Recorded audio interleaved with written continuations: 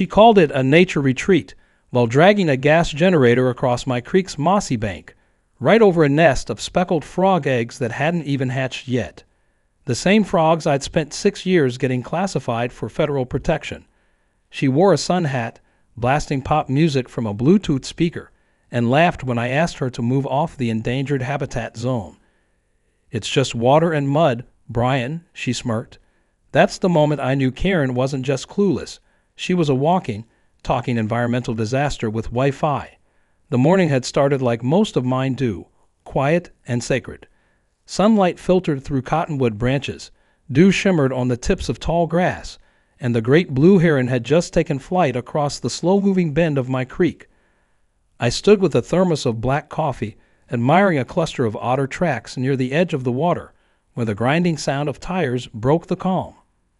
A massive RV, white with purple decals, rumbled down the old fire road I blocked off with a chain last spring. Except the chain was now in the dirt, cut clean. She must have used bolt cutters. I blinked a few times, thinking maybe I was seeing a hallucination, but nope. There she was. Out stepped a woman with layered blonde hair, stiff as a pine broom, arms full of folding chairs and citronella candles. Behind her came a barking little dog in a rhinestone vest. I didn't move. I just stood there as still as the trees, hoping maybe she'd realize she'd made a mistake and drive away. Instead, she planted her feet and shouted, "Finally, riverfront property like I deserve." That's when I knew this wouldn't be resolved with a friendly chat. I approached slowly, careful not to startle her or her dog, which was now digging a hole dangerously close to a turtle nesting pit. I introduced myself, explained that this land was privately owned and, more importantly, protected by both state and federal conservation orders. I even offered to help her turn around safely. She stared at me like I'd just told her she pitched her tent on Mars. "You can't own nature," she said, crossing her arms. I checked the map. "This isn't part of the HOA jurisdiction, so I can camp here if I want. I know my rights." I corrected her gently. "That's exactly why you can't. This is my land. It's not part of your HOA, and this waterway is registered under the state's Endangered Habitat Registry." She blinked, then smiled, one of those tight, mocking smiles people wear right before they say something stupid. "Okay, well, unless you're going to arrest me, I think I'll stay. You can send whoever you want." She walked away mid-sentence. That dog followed, now trailing a ripped bag of what I assumed was beef jerky. Then I saw her pull out a portable chemical toilet and set it up within 10 feet of the creek bed. I nearly dropped my thermos. I walked back up the slope to my farmhouse, sat on the porch swing, and tried to steady my breathing. This place meant everything to me. It wasn't just land. It was the last piece of my grandfather's legacy, the spot he took me to when I was 5 to teach me about deer tracks and river stone. After his passing, I spent years working with environmental groups to protect the waterway. The frogs, the turtles, the otters, they weren't just animals. They were residents, neighbors, family, and now Karen had turned it into a festival campground. I called the county wildlife office. They knew me by name. I explained the situation. The woman on the line sounded sympathetic but cautious. "Do not approach her again," she said. "Start documenting everything. Video, photos, time-stamped logs. We'll send someone out, but you know how the weekend goes. It might take a day or two." I didn't argue. I simply nodded, even though no one could see me. Back at the creek, things were escalating. Karen had now set up a pop-up canopy and was stacking firewood next to a pile of driftwood. Her dog had chased a duck into the reeds, barking so loudly I couldn't even hear the frogs anymore. Then came the music, some Nindy's remix that echoed through the trees like an invasion. By sunset, I'd seen enough. I pulled out my drone, a hobby I'd picked up during lockdown, and launched it quietly from my upper field. The footage it captured was damning. Her RV was parked within 10 feet of a nesting site. The dog had destroyed a reed bed. A fire pit was surrounded by aerosol cans and gasoline containers. At one point, she poured some kind of chemical into the soil to keep the bugs down, unaware or uncaring that she was poisoning amphibian habitat. I stored the files, backed them up twice, and even sent copies to my friend Michael, a local journalist who had covered a piece on illegal dumping near the watershed last spring. I wasn't looking for attention. I just wanted this fixed. The final straw came around 10:00 p.m. when a second car arrived. Karen's friends had come for what they loudly called creek stock. They wore glow necklaces, carried folding coolers, and unrolled sleeping bags right on the protected moss beds where frogs had just laid their eggs days ago.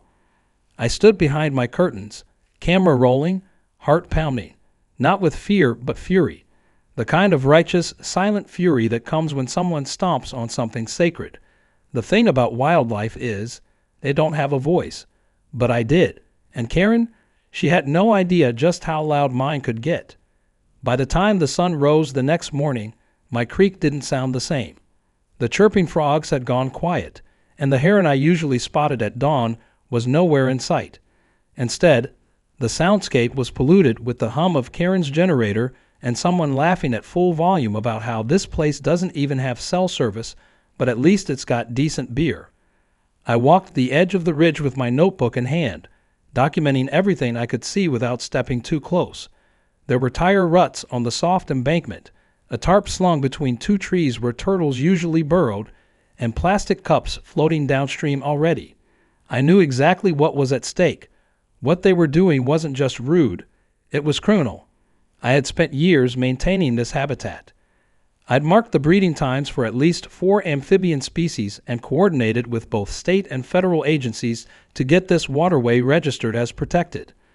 The fragile ecology of the creek required silence, low light, and no chemicals or dogs during the spring to summer breeding cycle. Karen had wiped all that out in under 24 hours. I could practically hear the ripple effect unfolding with every misplaced chair leg and spilled energy drink. I set up my trail cams carefully that morning. One pointed at the base of the RV where a hose now extended, draining who knows what into the nearby fern beds. Another pointed toward the makeshift fire pit they'd built dangerously close to dry underbrush. I attached a body camera to my overalls, just in case any confrontation turned aggressive, and I launched my drone again for an overhead angle. I wanted full coverage, not because I was paranoid, but because Karen clearly believed she could twist any story to suit her. I wouldn't give her the chance. Later that morning, I contacted the Regional Wildlife Protection Unit again. I was told the report had been elevated, but enforcement had to be timed properly. They couldn't move unless she was caught violating specific elements of the breeding zone restrictions. That meant dogs off leash, open flame within 50 feet of the creek, or visible harassment of wildlife. I didn't need to wait long. As I looked down from my deck, I watched Karen's little dog barking at a nesting bird, then digging in the mud where I knew frog spawn had recently been laid. One of the guests began pouring what looked like citronella oil around their chairs, directly into the soil. I hit record. Still, I didn't just want fines. I wanted understanding. I wanted accountability. That's when I called someone I hadn't talked to in a while. Elena, a local volunteer with the Conservation League. She was young, sharp, and carried a camera like it was an extension of her arm. If anyone could get visual evidence the agencies would respect, it was her. I asked if she was willing to make a visit. She agreed immediately, already fired up from hearing Karen's antics had gone viral in a local nature group forum. Elena arrived that afternoon in a tan vest with 3 field badges on it. She didn't confront anyone. She didn't even speak to Karen. She just walked the border of my property like a casual hiker, stopping to point out flattened reeds, overturned moss beds, and empty soda cans in the creek's flow. Her camera clicked quietly while she logged GPS coordinates and damage timestamps. When she passed by me at the fence, she gave a small nod and said, "This is more than enough." I watched Karen watch Elena with narrowed eyes. She could sense something was wrong, but she didn't know how wrong it was about to get. That night, I installed one more camera, this one hidden in an old bird box overlooking the field near the creek. It had night vision and sound. I figured if they tried anything after dark, I'd catch it. I also left laminated warning notices around the main camping area, legally required signage about the federal protections. I staked them deep, nailed them into trees, and even hung one from a line of paracord across the trail. It read clearly in bold print, "Protected breeding zone area. No open flame. No dogs. No chemicals. Offenders will be prosecuted under state and federal law." I signed it with the state's seal and my conservation steward ID number. Predictably, they ignored it. Around dusk, they lit their fire pit again, adding driftwood and what looked like chopped fence slats. The smoke billowed up through the trees, and with it came the distorted sound of pop music and shouting. One of the guests began a game of frisbee right through the wild grass where turtles had been nesting. The dog was now off leash and running in frantic circles, tearing through damp ferns. I recorded every second. When I looked up and saw the first owl of the evening turning away from its usual perch, I felt a pain in my chest. This wasn't just about law or property anymore. This was about something older, something sacred. They were defiling a place that had existed for generations as a sanctuary, not just for creatures, but for memories. My grandfather taught me how to track deer here. My wife and I used to picnic by that same bend in the creek before she passed. This land held echoes, and now it echoed with laughter that didn't belong. At 10:00 p.m., Alina sent me a message. Her images were already uploaded to the Conservation League's database and shared with the Regional Enforcement Unit. The agency had scheduled a visit for the next morning. She also had a friend from a local environmental blog eager to write an exposé. It would include drone footage, Karen's camp setup, and a rundown of the legal infractions committed on protected land. I didn't even ask for that part, but I didn't object either. Then something unexpected happened. As I stood watching from my upstairs window, Karen stumbled out of her RV in slippers and sprayed something along the creek. It looked like bug spray, maybe bear repellent. Whatever it was, I knew from experience it was toxic. She was trying to keep the mosquitoes away as she shouted into the night air. I clenched my jaw so hard it ached. This woman didn't care. Not about rules, not about life, not about anything except her own comfort. And I was done waiting for someone else to fix it. Tomorrow, the authorities would come. But tonight, I would prepare something of my own. A lesson in boundaries, respect, and exactly what happens when you treat a sanctuary like a playground. She thought she was camping in a free spot. What she didn't realize was that she had parked her RV right into the heart of a storm she couldn't even see coming. The morning air was heavy with wood smoke and mosquito spray. I walked the ridge with my binoculars as the first light touched the tops of the trees. Below me, the campsite looked worse than ever. One tent had collapsed in the night, half soaked by creek water, which had risen slightly from the rainfall upstream.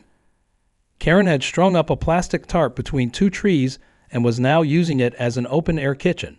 Bacon grease sizzled on a pan over the illegal fire pit, and her little dog ran in frantic loops around the camp, barking at a deer trying to cross downstream. The deer turned and bolted, splashing through water where I had once watched a mother otter teach her pups to swim. I wrote it all down in my notebook. Every detail mattered now. Just after 7:00, a second guest, this one in a Hawaiian shirt and flip-flops, came out of the RV holding a beer. He yawned, took a sip, and wandered into the ferns to relieve himself just a few feet from a wooden post marked as a turtle nesting spot. I nearly dropped my binoculars. I turned on the drone and launched it from behind a brush screen, guiding it silently above the canopy.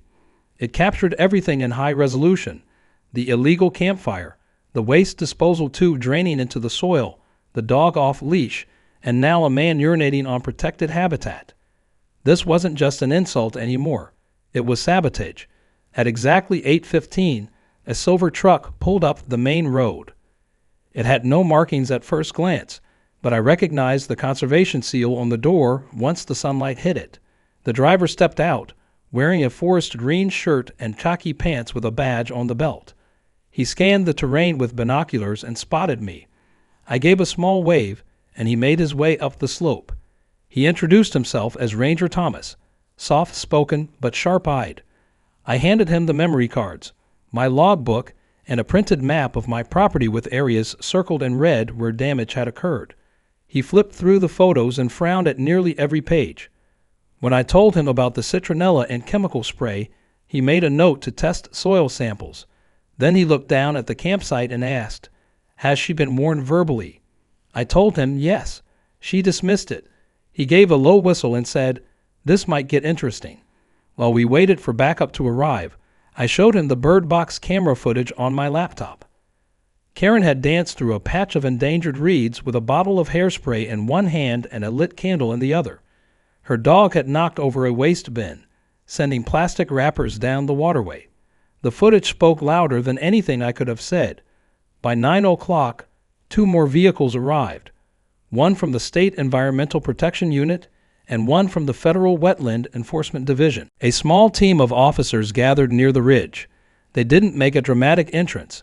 They didn't need to. They walked down the slope slowly, like they had all the time in the world.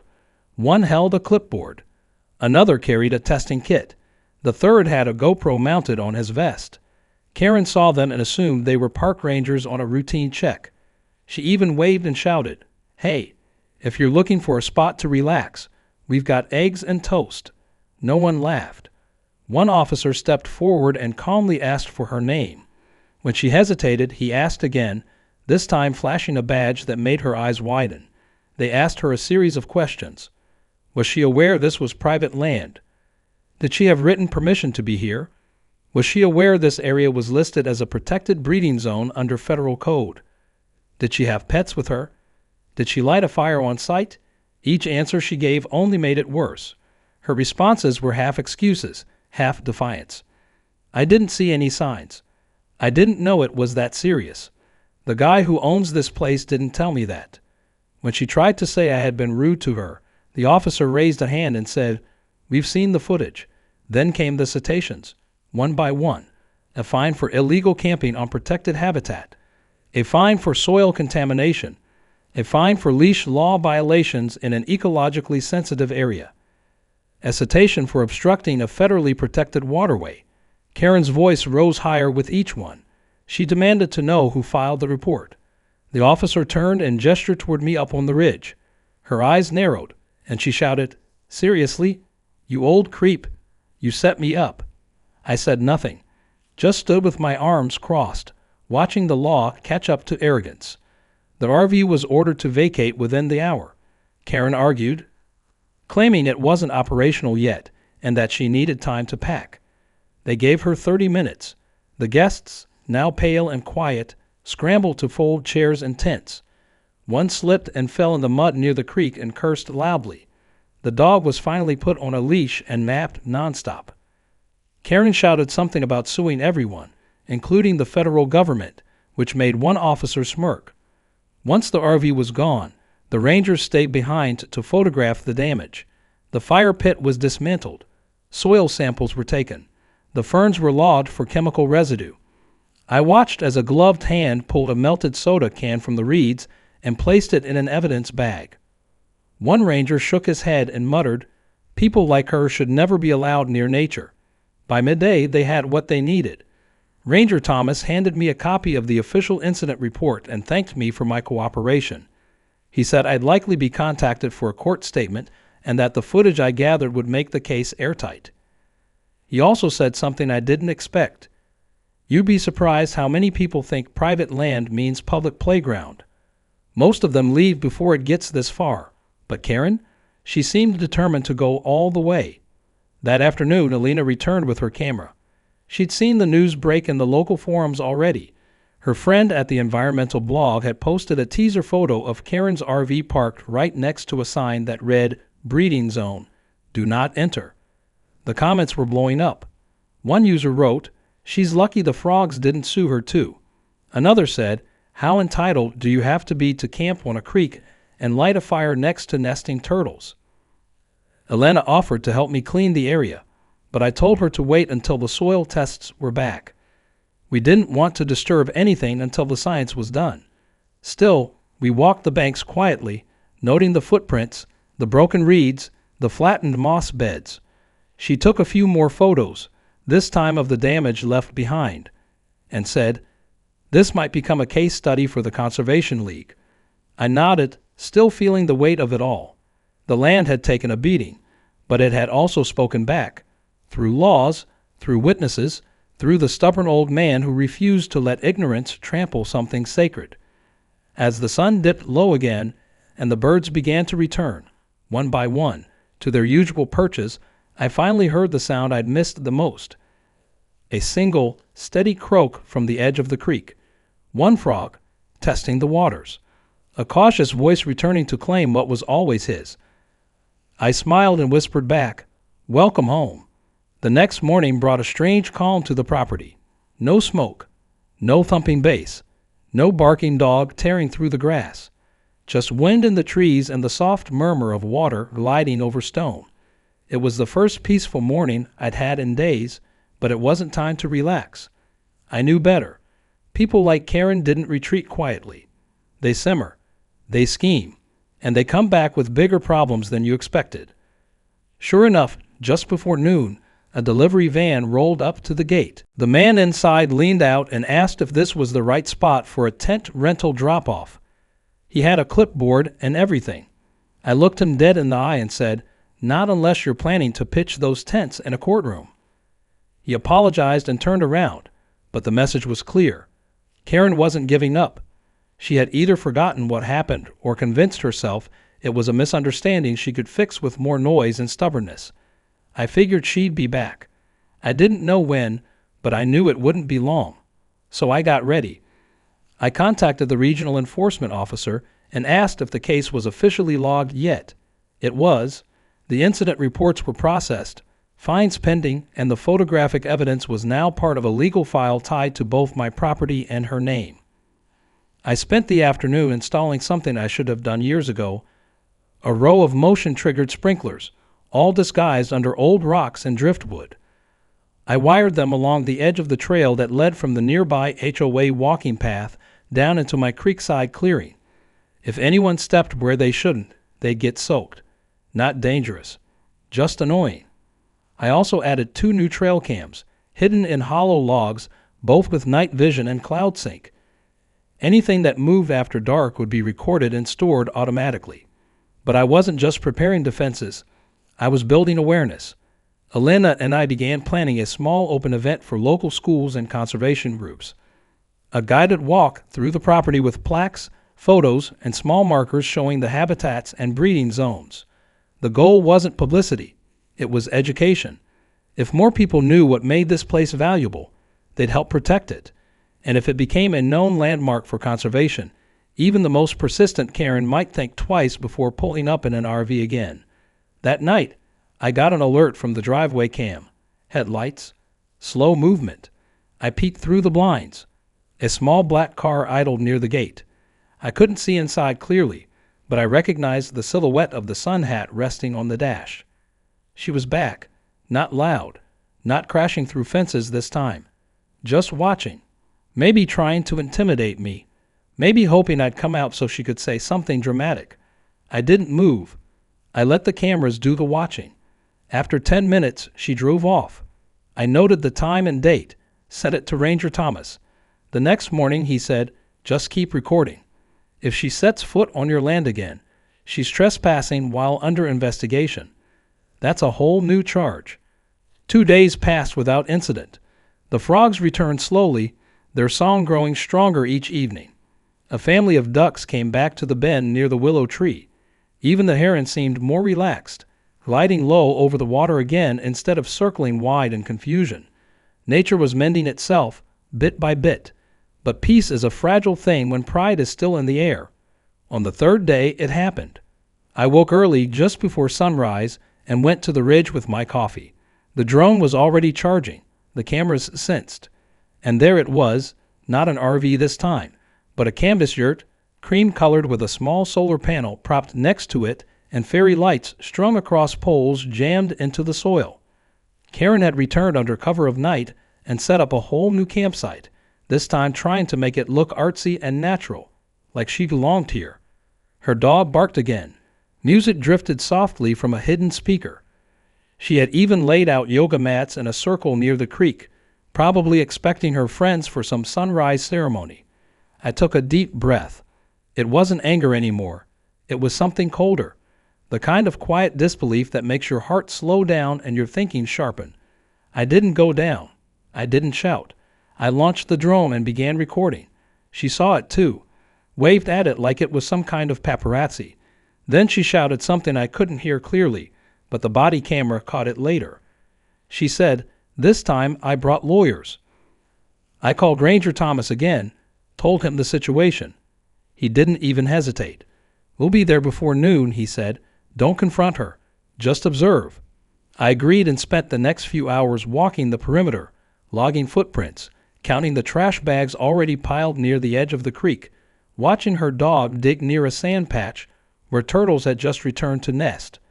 It was like nothing had sunk in, like the last intervention had been erased from her memory. When the Rangers arrived, they brought backup, 2 vehicles this time, and a rep from the state's Department of Environmental Regulation. Karen tried a new tactic, charm.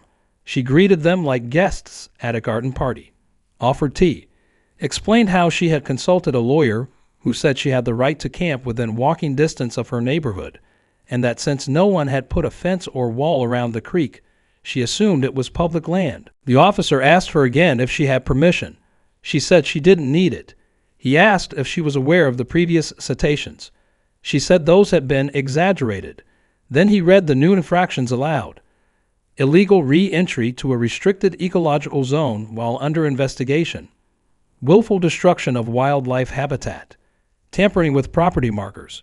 She laughed at first, then stopped, then turned pale as one of the officers pulled out a folder with time-stamped images showing her returning to the site after being officially removed. They gave her 15 minutes this time. She didn't argue. She packed quietly, her dog leashed and tail down. She looked up at me once while folding the yoga mats, and I could see it, not remorse, but calculation. Like someone planning the next move in a game they still thought they could win. The ranger saw it too and leaned toward me as they escorted her out. "You might want to consider a proper barrier," he said. "Something tells me this isn't over." I nodded but said nothing. I knew he was right, but I also knew something she didn't. This land wasn't just mine. It was now officially listed on the state's Environmental Sanctuary Registry. That meant new signs, new protections, new visibility. It also meant next time, the fines wouldn't just hurt. They'd escalate to prosecution. As her car disappeared down the road, I walked the edge of the creek with quiet steps. The frogs were back. The birds watched me from the trees. And for the first time in weeks, I felt something close to relief. Not victory, just clarity. She had returned thinking she could reclaim what wasn't hers. But what she didn't know was this wasn't just a creek anymore. It was a shield. And it was stronger than ever.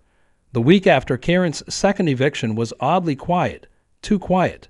The kind of silence that doesn't feel like peace but like the air holding its breath.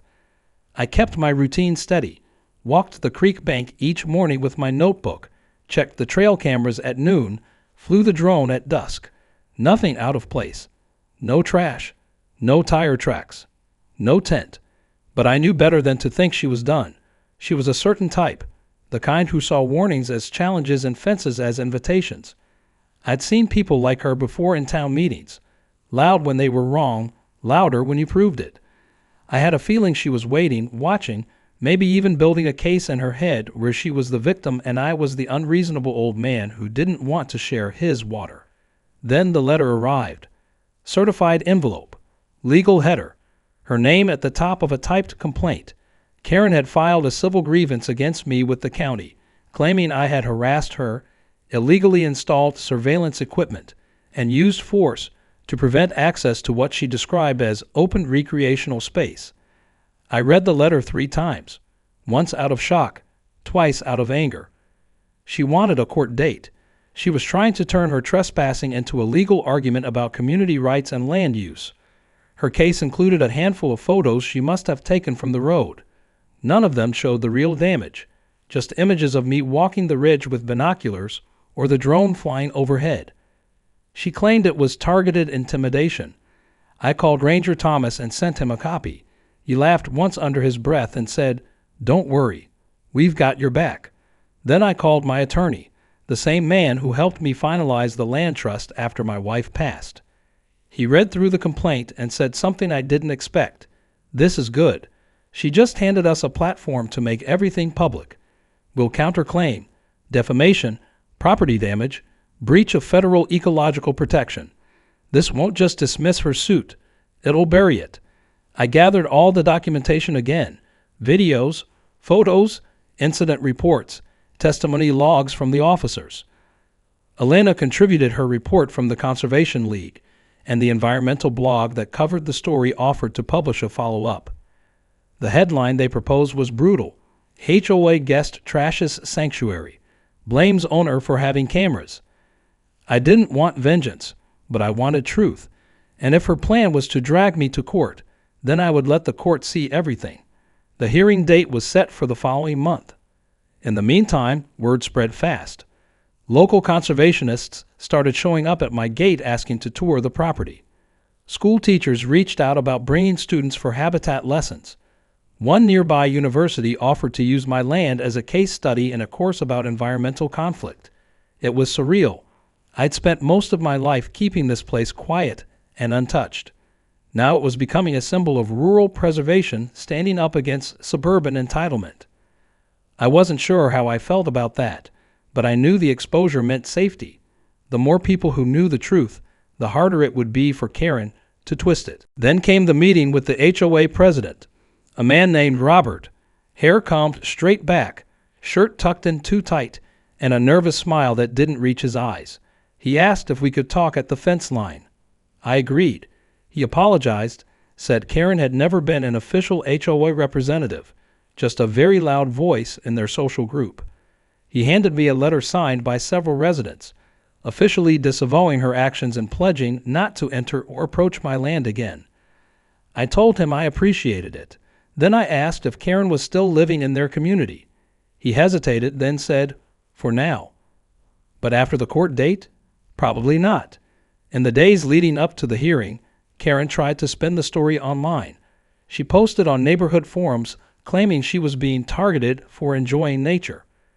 She called me a selfish land baron hoarding a creek that should be for everyone. She even shared a cropped image of my drone footage, omitting the context and hoping to stir outrage. It backfired. The full footage was already public, and people weren't buying her version. One comment under her post read, "Lady, you set up a barbecue on a frog nursery. Maybe sit this one out." The day of the hearing, I wore my oldest boots and a clean flannel shirt. No suit, no tie. Just the same clothes I wore when planting trees along that creek or building owl boxes on cool spring evenings. My attorney carried a thick binder of evidence. Karen arrived late, wearing oversized sunglasses and carrying a stack of printed screenshots. Her lawyer looked like he regretted every decision that brought him into that courtroom. The judge reviewed both cases with a flat tone. Karen's argument was built on emotion and thin claims of implied public access. Our side had timestamps, legal citations, habitat maps, and witness reports from 3 agencies. Then the judge did something unexpected. He asked Karen, on the record, why she returned to the site after being removed the first time. Her answer was a tangled mess of misremembered events and claims about not seeing any signs. The judge paused, then reached for the incident report with the photos of the posted signs and read them aloud. He didn't raise his voice. He didn't have to. The truth was louder than any of her excuses. The ruling came quickly. Her claim was dismissed. Our counterclaim was upheld. She was ordered to pay restitution for property damage and legal fees. But more than that, the judge added an injunction. Karen was barred from coming within 300 feet of my land for the next 5 years. One infraction, and she'd face criminal charges. She didn't speak as she left the courtroom, just walked out stiffly, jaw clenched, sunglasses hiding whatever was left of her pride. I stood outside for a while, talking with reporters and conservation reps who wanted quotes. But I didn't say much. I just looked out at the horizon and thought about the frogs, the turtles, the birds, and the silence they needed to live. When I got home, the wind was picking up. Leaves rustled along the bank. The water moved like a whisper through the rocks, and for the first time in a long time, I walked the edge of the creek without looking over my shoulder. There were no tents, no music, no garbage, just the land breathing again, healing as it should, as it always had before someone tried to claim it without understanding it. This wasn't just my victory. It was a message. You can scream over boundaries. You can lie about your intentions. But eventually, nature answers. And when it does so without noise or anger. Just quiet, relentless truth. The air had changed, not just in temperature or season, but in spirit. After the court case, after the ruling, after Karen disappeared from the area like a storm that finally gave up trying to break the mountain, the land felt lighter.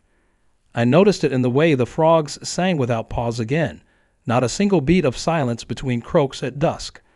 I noticed it in the return of the otter, playful again in their rolls and dives, trusting the water the way they once did before the chaos.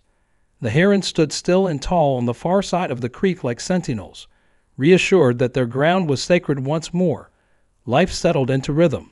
Each morning, I walked the edges of the trail, checking for new animal tracks, picking up the occasional leaf blown from the higher tree line. I no longer had to scan for cigarette butts or fast food wrappers. The wildlife returned because the noise had stopped, and that silence, that wild and breathing quiet, was louder than any argument Karen had ever tried to make. I found myself smiling more, sometimes for no reason other than the sun felt like it was shining for the right things again. Alina's school program went live 2 weeks after the ruling. She brought a group of 5th graders on a field walk, all of them wide-eyed and curious, whispering when they spotted a turtle or a woodpecker. She let them each take turns using a small scope to look at the frogs nesting along the moss bed. I stood nearby with my arms crossed, pretending not to eavesdrop as one of the boys said, "This place feels like a fairy tale." Another asked if the frogs were named. Alina laughed and told them they could each pick one and name it, so long as they promised to leave them in peace. The kids nodded solemnly, like they'd just been sworn in as guardians of something ancient. The local paper published a story called "The Man Who Fought for the Creek." It featured drone images of the land from above, with the water shining like a silver ribbon through the forest. They wrote about the court case, the protections in place, the way communities stepped up when it mattered. What they didn't publish was the part I thought about the most, the quiet grief I carried every time someone treated the land like a trash bin, the ache that came from knowing so few people could still see nature as something sacred and not just scenery for their convenience. I spent one weekend building a new wooden board for the property edge. This one was larger than before and framed in thick cedar. I carved the letters myself and painted them in deep green. It read, "Protected Wildlife Breeding Zone. Do not enter. Offenders will be prosecuted and fined." Below that, in smaller hand-carved script, I added a line I'd thought up during one of my morning walks. "If you cannot understand the value of silence, you do not belong here." It wasn't legal language. It was just the truth. The sign got shared on social media. It went semi-viral, not in a flashy way, but enough that strangers began emailing me for permission to visit or asking if they could volunteer to help maintain the area. One woman even offered to create a series of educational posters for local schools about the animals found along my creek. I agreed. The more eyes watching this land with care, the safer it would stay. Karen may have been forced out, but her type wasn't extinct. Entitlement never really dies. It just waits for another opening. Still, part of me wondered what became of her, whether she moved or stayed in the HOA with her head down, whether she learned anything at all. Maybe she told herself she was the one wronged. Maybe she spun it as a conspiracy. Or maybe, just maybe, she looked out at a different creek somewhere and thought twice before lighting a fire. I would never know, and maybe that was for the best. Late one evening, I sat by the bank with a small lantern and an old photo album. My wife's handwriting still marked the corner of each page, notes about the birds we used to watch together, tiny sketches she made of frogs with oversized eyes. She used to call this place the Quare Pit because every night the animals would perform their psalms, whether we were listening or not. I whispered a thank you to her memory, not because the fight was over, but because I hadn't backed down. I had honored what she loved, and in doing that, I had restored something in myself too.